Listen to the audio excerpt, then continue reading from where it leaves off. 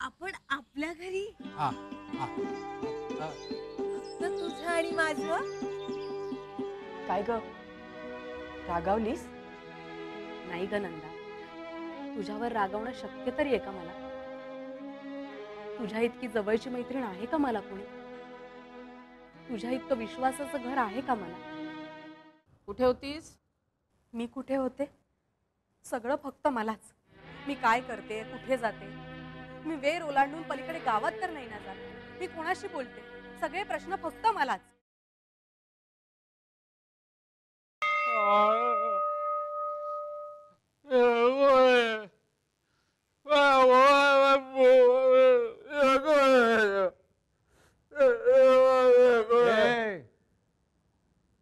बोलता येत नाही तर हा करत बसू नकोस. इथं देवाच्या दारात सगळं वातावरण बिघडतंय. आमचा मुका केशव देवाला आळवतोय म्हणून वातावरण बिघडतंय का देवळातलं? एक मिनिट, देव म्हणजे ट्रस्टींची मालमत्ता नाहीये. तोंड सांभाळून बोल. देव सगळ्यांचा आहे. कोणाशी बोलतोय लक्षात आहे ना तुझ्या? देवाशी बोलत नाहीये मी, हात पाय जोडून बोलायला. माणसाशीच बोलतोय. आणि माणसं, सगळी माणसं सारखीच असतात. ही फार सैर सुटली आहे तुझी. हा, मला शहाणपणा शिकवण्यापर्यंत मजल गेली आहे तुझी. आपल्याला जेवढं समजतं तेवढंच बोलावं.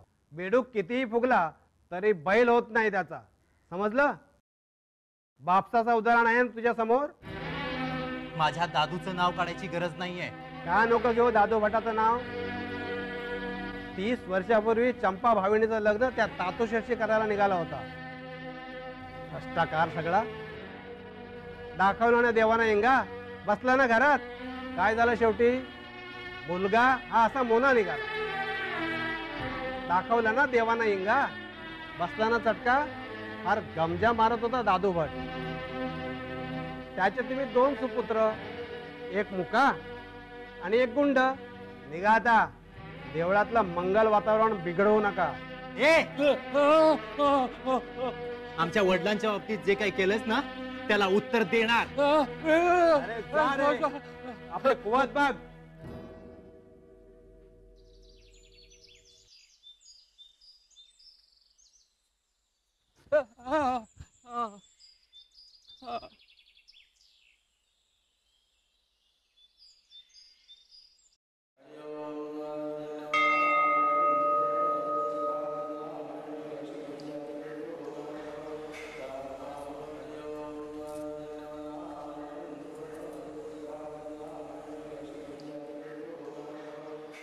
चंपे, अगं अशी भिरभिरल्यासारखी काय करतेस? देवाच्या दाराशी आलोय ना आता आपण. हुरूर लागली. मागच्या वेळेला आले होते तेव्हा भल्या पहाटे देवळात येऊन देवाच्या पायावर डोकं ठेवून धडक निघून गेले होते. कसलीही आस ठेवली नव्हती. ठरवूनच आले होते. तातूंची दृष्टी भेट होईल अशी आशाच ठेवली नव्हती. अर्धांगाचं कळलं आणि जीवच राहत नाहीये ग. एकदा त्यांना हातीपायी सुखरूप बघितलं ना की भरून पावलं. हे विठे, होईल का ग भेट? दिसतील का ग ते मला? मला धीर धरवेल? बोलावं असं वाटेल का ग मला त्यांच्याशी? भेटावं असं वाटेल?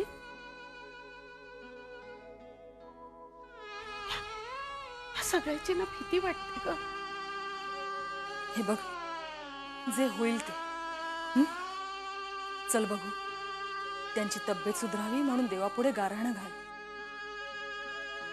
आणि तशी त्यांची तब्येत सुधारतेच आहे. देव काही इतका निष्ठुर नाहीये.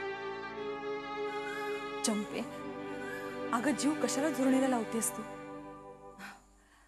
ते सुखरूप आहेत आणि त्यांची तब्येतही सुखरूप आहे.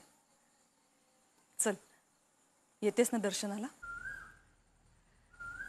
तुझा मी नंतर दर्शन घेईन. थोडा वेळ इथेच विसावू देत मला. देवाच्या पायाजवळ बसू दे. ठीक आहे, मी येते जाऊन.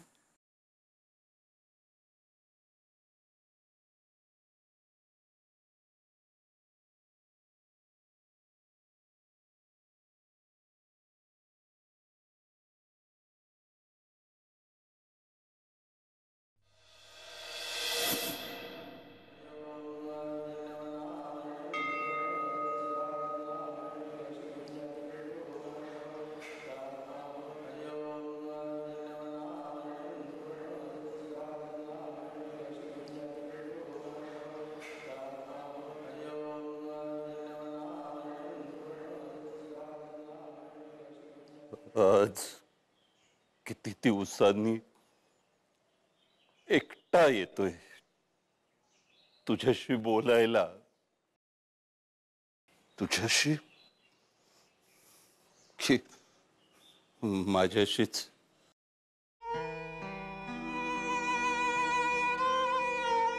आयुष्याने कितीही वळणं घेतली, काही गाठी घट्ट झाल्या, काही सुटल्या. हट्टीपणामुळे मन दुखावली गेली, काहीशी दुरावली गेली.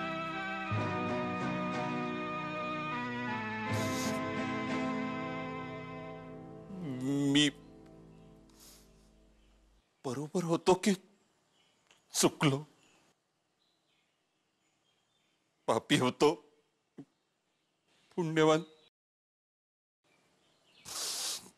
न्यायी होतो की अन्यायी?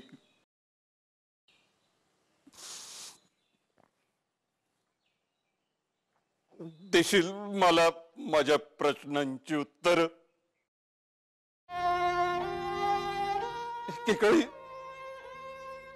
तुझ्या उघड डोळ्यात डोळे घालून विचारलं होतं मी, तू निष्ठुर आहेस, माझ्या प्रेमाला पिचून टाकणार दगड आहेस, पाषाण आहेस, फक्त पाषाण. आणि आज इतक्या दिवसांनी एकटाच तुला भेटायला आलोय, तुझ्याशी बोलायला. देशील मला माझ्या प्रश्नांची उत्तर?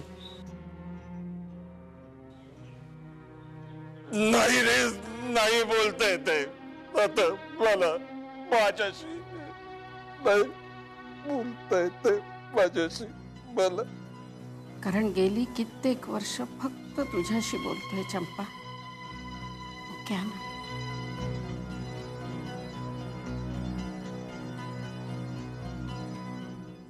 तू मला कधीच आपलंसं करू शकणार नाही हे ठाऊक असून सुद्धा तुझी अखंड वाट पाहत होती रे तातू. डोळ्याची पापणी न लवता अखंड. त्या पहिल्या क्षणापासून कापसाच्या मऊ रंगाचं तलम लुगडं नेसून आबोलीचा गजरा माळून देवाची पूजा करण्यासाठी कळशीतून पाणी घेऊन चालली होतीस.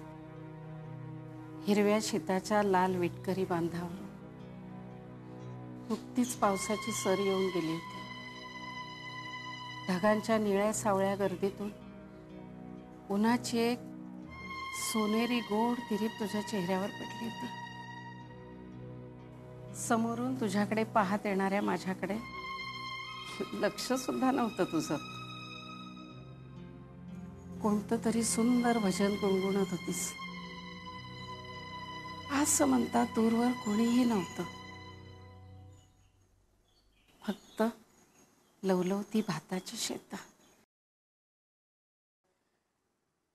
पाण्याच्या शिडक्याव्याने हसणारी ती गवताची पाती, लांबवर आभाळ आणि पोपटी लाटेतून रुंझुणत चालणारी तू. इतक्यात एक फुलपाखराची जोडी लगबगीने तुझ्या चेहऱ्यापाशी आली आणि तुझ्या पापणीला हलकासा ठोसा देऊन लवलवत निघून गेली. या उपचित हल्ल्यानी तू मात्र बावरून गेलीस आणि तुझा तोल गेला. तुझ्यापाशी असलेल्या कळशीतलं पाणी हिंकळलं आणि दुधात सावरायला आलेल्या मला चिंब भिजवून टाकलं. नंतर आपण भिजतच राहिलो. कधी ओंजळ भरल्या फुलात, कधी चांदणं भरल्या पदरात, कधी माडाच्या बनात, कधी वेळूच्या बनात, कधी चमचमणाऱ्या रुपेरी वाळूत,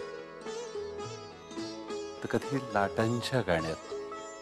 आणि आपण होऊन गेलो एकमेकांना बिलगलेल्या सोनचाफ्याची एक नाजूक डहाळी.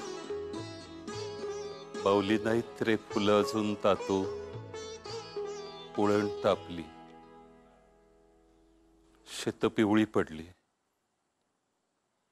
श्रावण सरींचा वातळी वारा झाला. चांदण्याला एकटं टाकून चंद्र ढगात टिकून गेला.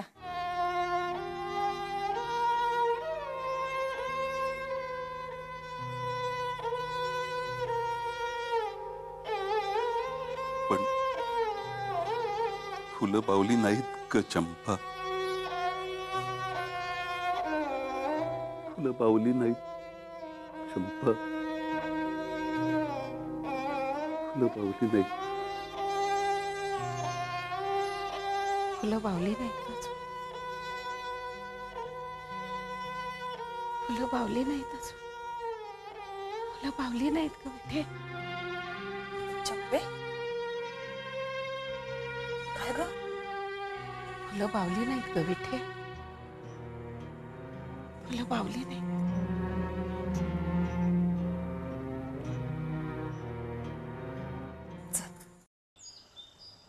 ताती आल्याशिवाय ही मुलगी माझी पाठ सोडणार नाही. काय निमित्त करून घराबाहेर पडू, बकुळा तिची माझी वाट पाहत असेल. हा घ्या मुंबई सारखा फिक्का इंग्लिश टी. अहो तुम्ही कशाला उगाच व्याप करताय? व्याप व्याप काय त्यात? उलट आपल्या माणसांसाठी कुठलीही गोष्ट आपण आवडीने करतो ना. तुम्हाला चहा थंड आवडतो का? हो मग घ्या ना, थंड होईल चहा. कसला विचार करतो एवढा? नाही तसं काही नाही. कसला नाही की मला सांगायचं नाहीये? नाही खरंच तसं काही नाही. तातींवर एकटींवरच पडतंय हो सगळं. खूप वाईट वाटतंय मला त्यांचं. तातूंची देखभाल तिच्या एकटीवरच पडते. पण मी आता आलोय ना, मी पाहीन तिच्याकडे. बाकी जमिनी बिमिनीचं मला काही कळत नाही. माझा दिलीप दादा आहे ना, तो मदत करेल नक्कीच तातींना. तो ना अगदी हुशार आहे या बाबतीत. तुम्ही काही काळजी नका करू, निश्चिंत राहा. मोगराताई कुठे दिसत नाहीये. मोगराताई खूप काळजी वाटत असेल ना हो तुम्हाला त्यांची. हरकत नाही, आपण घेऊ सगळं सांभाळून घेऊ. तुम्ही एवढे अस्वस्थ का आहात? मी अशी अचानक आले ते आवडलं नाहीये का तुम्हाला? नाही, तसं काही नाही आहे. तातींनी सांगितल्यामुळे तुम्ही आलात ना. नाही, अगदी तसंच काही नाहीये.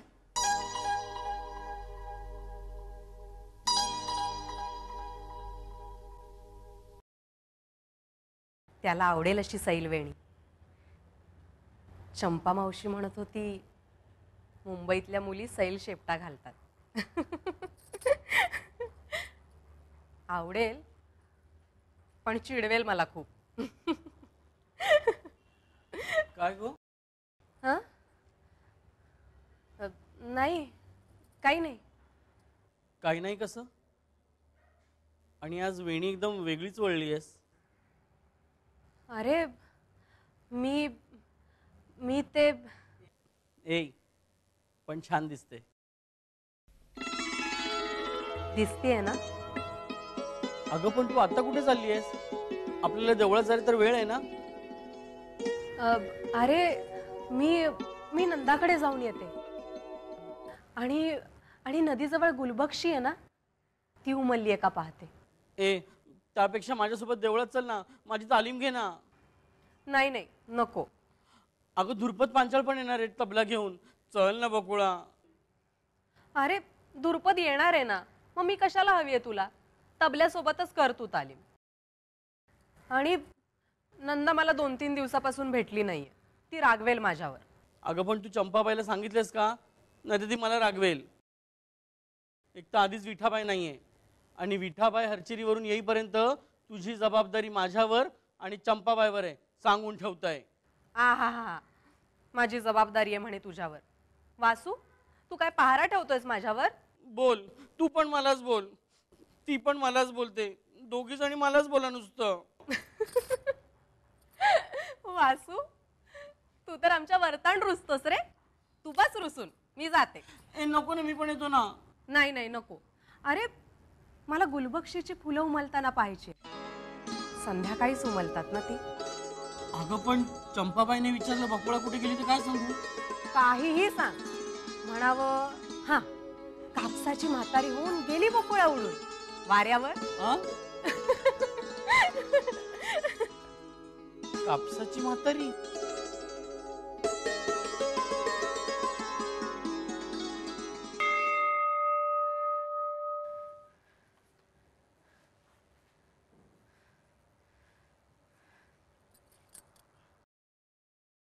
इथे सुद्धा नाहीये तो.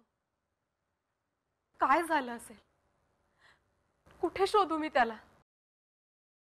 जेव्हापासून आमची भेट झाली आहे तेव्हापासून एकही दिवस असा नाही की तो मला भेटला नाही.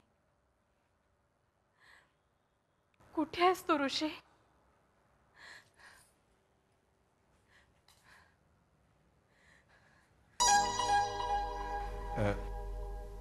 कोणाला शोधता आहात का तुम्ही? नाही. पण आता यापुढे जिथे जाल तिथं मीच तुमच्या दृष्टीस पडेन. सवय करून घ्या.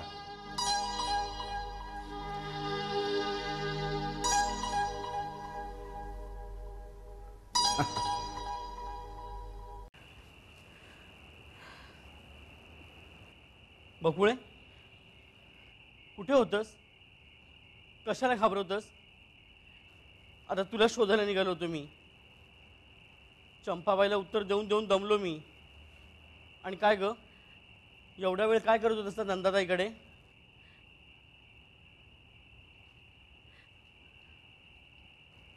बकुळे, काय झालंय?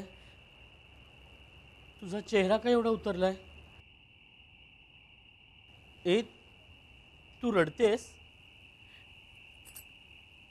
नाही रे वासू. अरे बापरे, तू खरंच रडतेस? अगं तू ती गुलबक्षी बघायला गेली होतीस ना? मग उमललीच नाही का गुलबक्षी? अगं बकुळे, काय झालं सांग ना.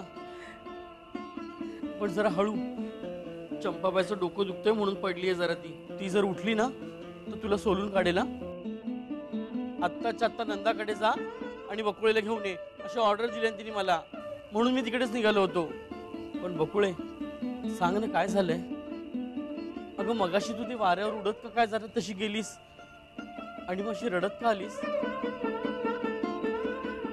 नंदाताईशी भांडण झालंय का?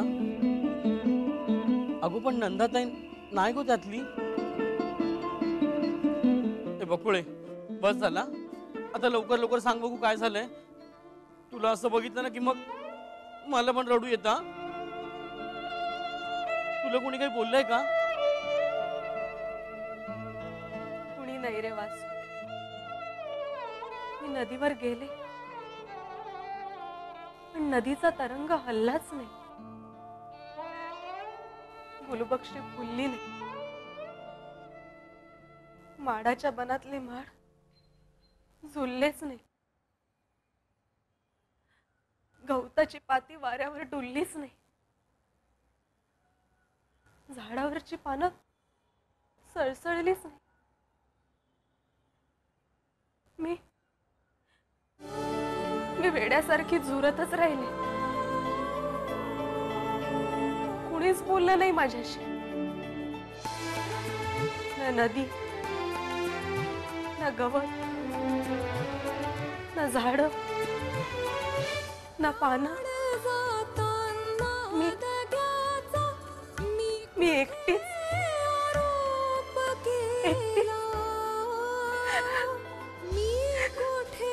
बकुळे,